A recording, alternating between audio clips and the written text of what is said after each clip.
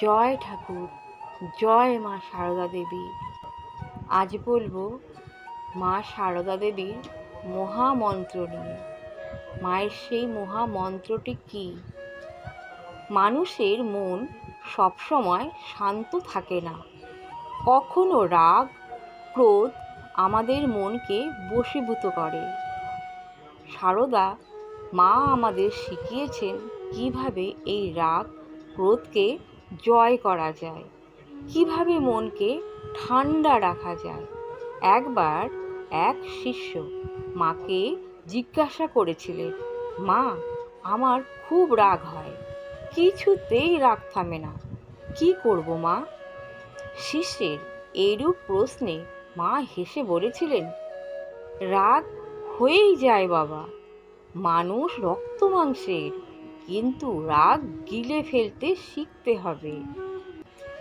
যখন রাগ হবে তখন কথা বলবি না, চুপ করে থাকবি। মা বলতেন, রাগের সময় কথা বললে আগুন জ্বলে ওঠে, চুপ করে থাকলে নিভে যায়। শ্রী মা বলতেন, রাগ করা ভালো নয়, রাগ করলে নিজেরই ক্ষতি। তাই যখন রাগ হবে একটু জল খেয়ে ঠাকুরের নাম নিয়ে বসে থাকবি, দেখবি রাগ গলে যাবে।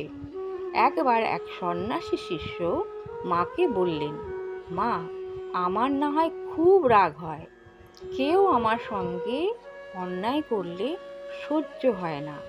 তখন মা বললেন, ওরে, অন্যায় সব ঠাকুর দেখছেন, তুই চুপ করে থাকলে ঠাকুরই বিচার করবেন, আর রাগ করলে ঠাকুরও কিছু করতে পারবে না, কারণ তুই ঠাকুরের জায়গা নিয়ে নিলি যে।